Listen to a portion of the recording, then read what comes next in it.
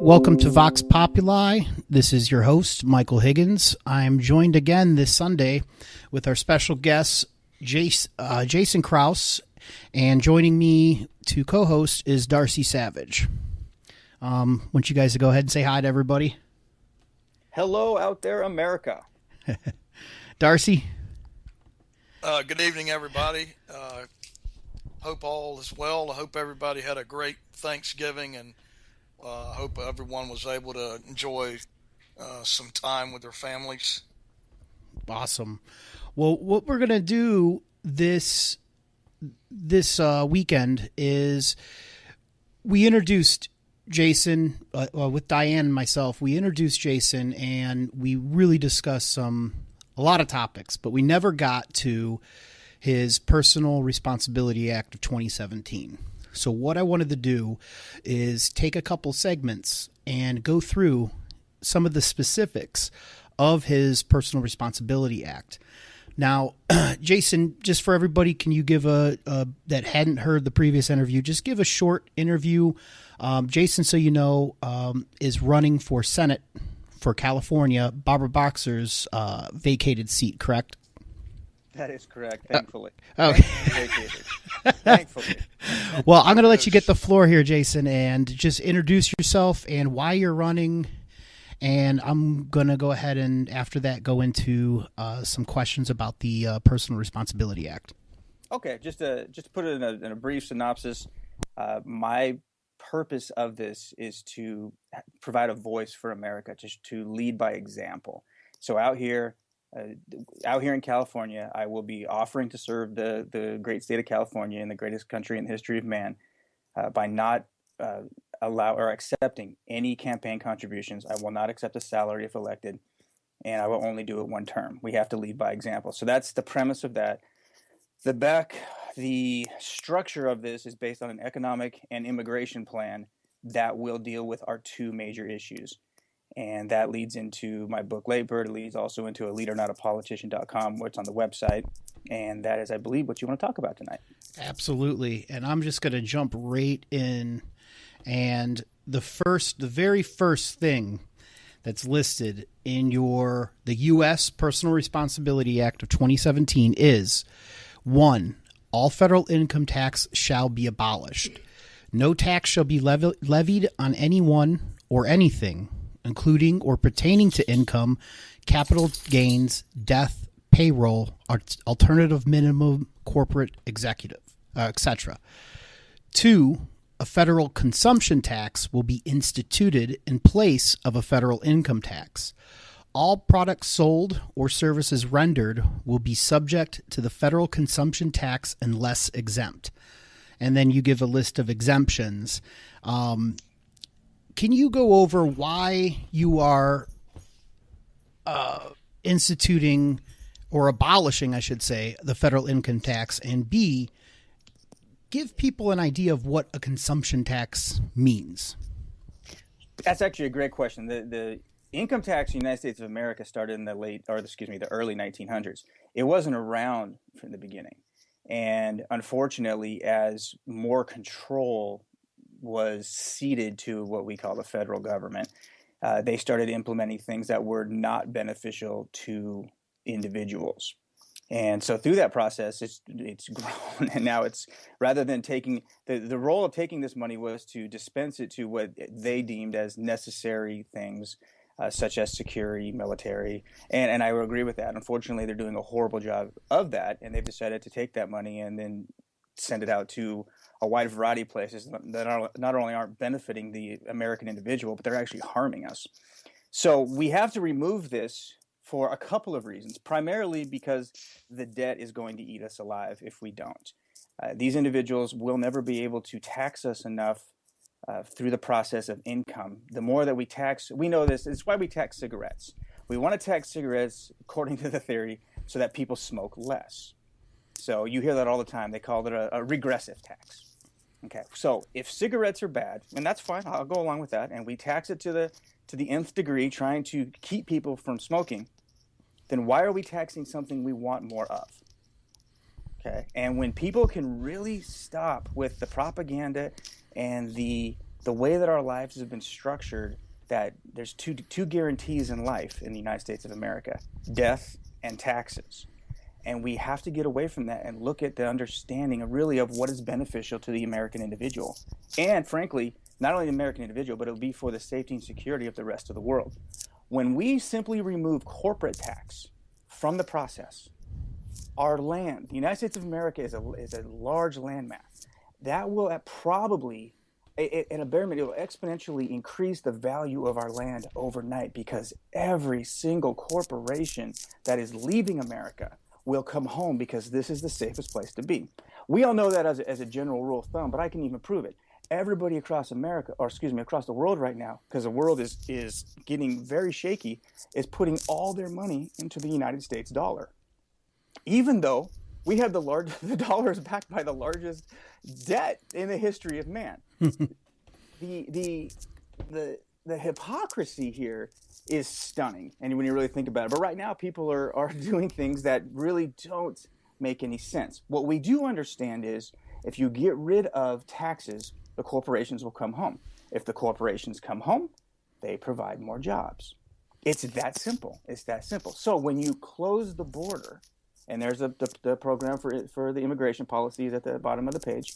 When you close the border, you simply understanding economics, supply and demand. You get rid of taxes that frees the American companies and frees the American worker, and you close the border and reduce the supply of labor. Well, I got to tell you right now, the United States of America you'll love living in America. There will be jobs everywhere. We will probably eventually have to bring new people in to fulfill all these jobs, but we will do that through the process that is through law enforcement, not just, hey, come on in and grab whatever you want. Okay. Now, go ahead, Darcy. Go ahead. Yeah, Jason, I've got. I like your idea of taxes. I mean, I'm in favor myself of, it doesn't have to be the fair tax, something along that type of line. I know, but just common sense is like anybody that comes here that's a tourist, anybody that's here, even if they're here illegally, every time somebody buys something, it generates money in order for us as a country to do things with. I understand, and I'm for something like what you're talking about. My only thing is, to make it simple, we got a cookie jar, and that's where the money goes. And right now, what we have a problem with is, people misusing what's in the cookie jar. As far as like I hear a lot of good things, but I never hear, what are we going to do with the main problem that we have with taxes is that tax revenue, like you've stated, is always misused. Well, right. Who's going to be the overseer? And if we've got less with your plan, like a lot of other plans, they say, well, we'll even have a surplus. We'll even have more money. Well, to me, that's kind of scary, because the people that oversee it now can't be trusted. What in your plan, what do you propose that who's going to oversee? I know, because it's going to basically, I don't know if your plan is like fair tax where it's going to do away with the IRS, but who's going to oversee this? Is it going to be the government again? The people that can't seem to do anything right to begin with? I mean, what is your take on that? Well, your question is a good one, but when it comes to systems, we have to. The answer is different. It doesn't matter which system we put in place. If we don't have ethical people at the top making the correct decisions, it'll be very difficult for everybody. The difference is this system is about choice. Right now, when any of us go to work, income tax is taken from you. You don't have a choice. That's it. It's forced. And so through that process, they keep taking more and more money. They keep raising more and more taxes, and there's nothing supposedly legally we can do about it. When you remove that lever from these individuals, okay, and you put in a consumption tax, well, the choice goes to you. if you don't want to buy something, you don't have to buy it. And if you don't buy it, you won't pay the tax. Okay, so it's a dramatically better system when it comes to understanding human behavior. Now, is this going to be a process to explain to people? Yeah, it is, because there's still people out there thinking Bernie Sanders knows what he's talking about. Feel the burn. Yeah, I mean, there's people that really genuinely think Obama understands economics, or that George Bush did a great job. Okay, I try to keep it as simple as I can to understand people. Income tax, forced. You don't have a choice. Okay, consumption tax, it's your choice. If you go to the store and you look up and go, I don't want to pay that extra 80 cents for that bag of chips, you don't have to buy the chips. Right. That's your choice. And that's the dramatic difference in the two. Right. But what, I guess, getting back to my question is what, you're talking I understand all that. I understand all the fair tax and all that and how it's drastically different. But what I see with a lot of what the United States does, a lot of the money that we spend, to me, I guess it's easy to spend other people's money. I mean, I guess, again, let me ask you, I mean, this may be a whole different subject, but I think they go hand in hand, because I believe a lot of the problems we have with income tax is money is being, we're not living within our means, and who's going to who if the IRS is gone, who is going to oversee your tax system? Who's going to be in charge of the money and where, you know what I'm saying? That's okay. Well, you're talking about a fair tax. There's also something called a flat tax. I'm not talking about those. Those are two different systems. A flat, and I'll try to make even with your system. Well, Taxes get collected. We have a consumption tax already takes place in almost every state in the union. It's called sales tax. Yep. The systems are already in place. They're already there. Okay, so abolishing the IRS, you don't necessarily have to abolish that, although that would be a good start. But you could rename it and bring it in with something else. They're going to track the flow of sales from the states and whoever's collecting it to make sure the federal government, they won't be coming after you anymore. They'll be tracking the people who are actually having the money that the purchase has been made to. Okay, to keep and there's a dramatic difference there. They'll be tracking the states. They'll be tracking the politicians who are in charge of to make sure this money is allocated and sent to where it's supposed to be, rather than taking it directly from your paycheck every single week. Well, you got my vote on that then. Okay. All right. Well, then, Jason, I wanted you to go in, because the consumption, I think this kind of answers Darcy's question a little bit. If you can go through the exemptions, or not the exemptions, I'm sorry, the tax rates, because you do have it almost seems like kind of a little Herman Cain-ish. Oh, I saw that. The more you spend, it goes up a little bit. Yes. Can you go over that, Jason? Sure. We roughly 95% of the population spends less than $500 per purchase. Okay, and so we don't. The goal isn't for people who are struggling and poor to have to pay a whole bunch of money.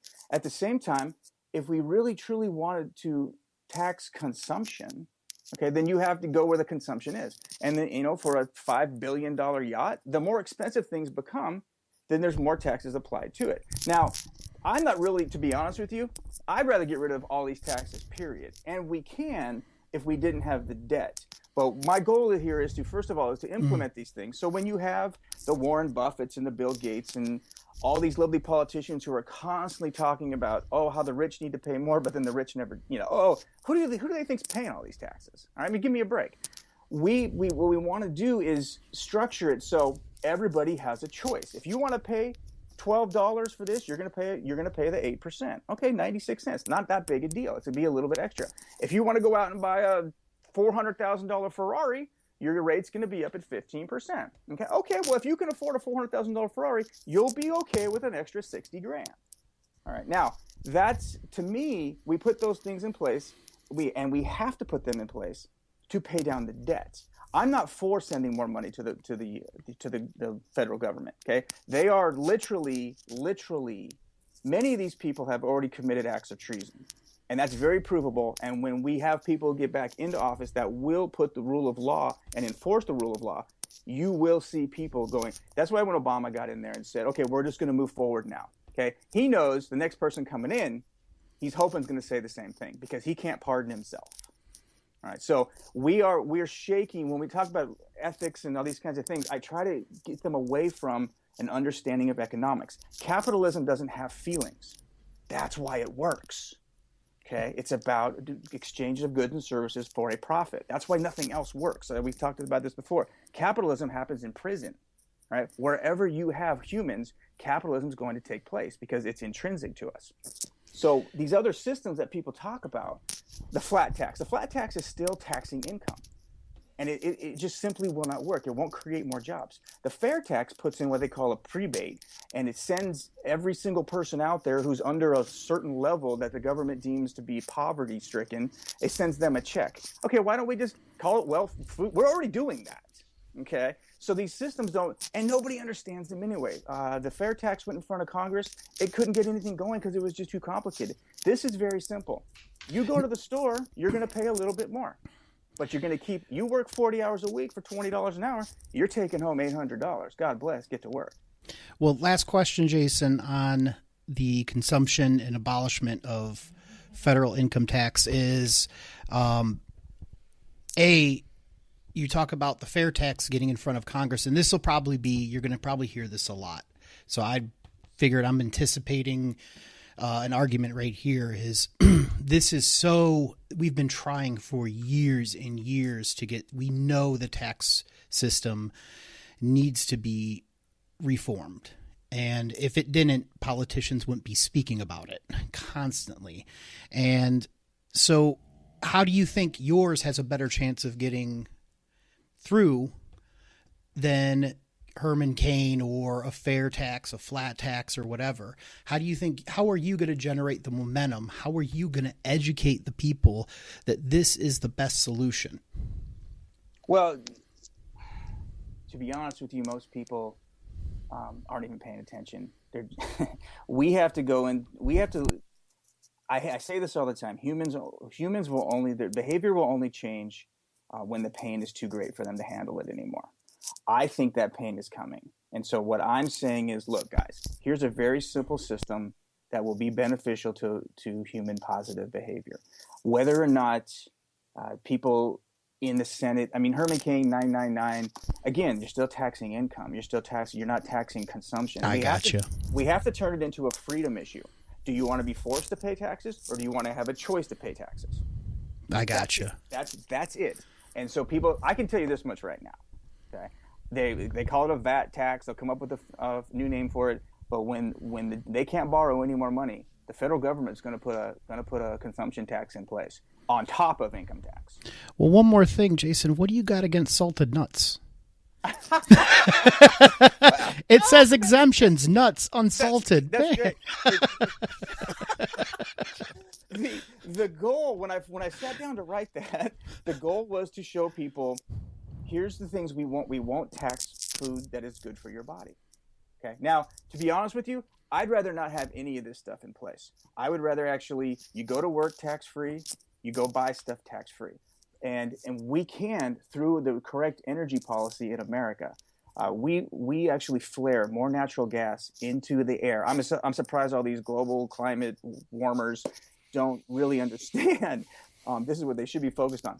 The United States of America, we just actually, again, flare so much natural gas. We have so much here, so much oil, so everything. We could actually set up a program where everything would be funded, kind of like Alaska is right now, through all of our natural resources, where the Americans could live tax-free. But we got to fix the debt first. That's why I put in there, once we get this policy in place and the debt starts to come down and it starts to be manageable, you can drop the rates of the consumption tax down to almost nothing while implementing an energy policy. These things are very easy to do. This is not news to anybody. Anybody that's paying attention, the largest natural gas is a phenomenal thing. It's so cheap right now. It's unbelievable. And you drive past natural gas cars all day long. Buses, huge buses, transit buses are big on that. We're familiar. It's called FedEx and UPS. Mm-hmm.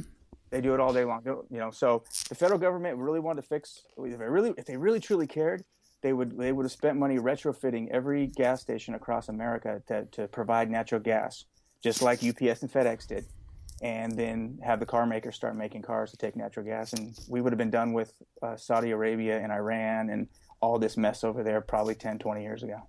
Well, you got to get rid of the corruption first, like you said. Well, and you're 100% correct. And I try to, when people start talking about that, I say, okay, look, but you got to separate that from the plan. Yeah, absolutely. Okay? Ethics. You either have ethics or you don't. You are a character, or you either have character or you are a character. And you're right. And law enforcement has nothing to do with an economic plan. We're going to have to figure out whether or not we want to be dictated to. And this policy allows discussion. It allows people to go, hey, that sounds pretty cool. I'm not forced to pay taxes. It's a choice to pay taxes. Okay, I'm with you. Because people are going to buy stuff. We need to eat. You need to go out and do things. I mean, if anything, we do consume. Right. Yeah, people are going to buy no matter what. I mean, if you look at, I think they just recently raised the tickets at Disney World, and once again, the people are going there in record numbers, and year after year after year, they raise their sales, and year after year after year, they're breaking records of attendance. I mean, people are going to spend money. If they want something, they're going to buy it. And you live in Florida, Darcy. What's your state income tax? We don't have like some people get on their paycheck. They get a federal tax and a state tax. We don't get that. We just get federal tax. But income tax, just like if you go to store or whatever, I think it's I want to say it's 7% right now. I believe. And also down where you are, there's lots of foreign tourism. Mm-hmm. So we're taxing Americans who are working hard, but we're the thing about your plan and some other plans out there that, like I brought up, a lot of illegal people that come here illegally and work here illegally, they spend very little. They do spend money, but they spend very little money, and they try to save as much as they can. They take it back home with them, and you don't get anything out of them.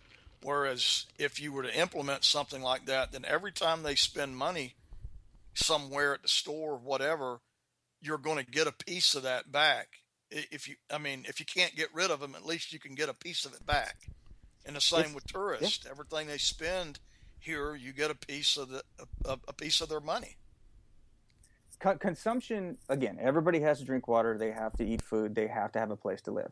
If you go through the process, and that's why I wrote the very specific exemptions in there to benefit people who are willing to buy the proper food. We're now in a place where literally the taxpayer, the American citizen, is paying for everyone's housing. We're paying for everyone's health care. We're paying for everyone's food, and we're paying for our own. We have 47 million people getting food stamps. So that means we're paying to feed them. We have these housing. Fannie and Freddie owns, I think, 90 or 94% of the loans out there. That means you and I own these loans. We own these houses. Mm-hmm. Okay, so we're already paying for everybody to live. We're already paying for them to eat. So and we're paying for their health care. So when you get to that point, it's kind of like down in Florida, they passed a law saying if you're going to come in for food stamps, we're going to drug test you. And people go, oh no, you're violating my rights. No.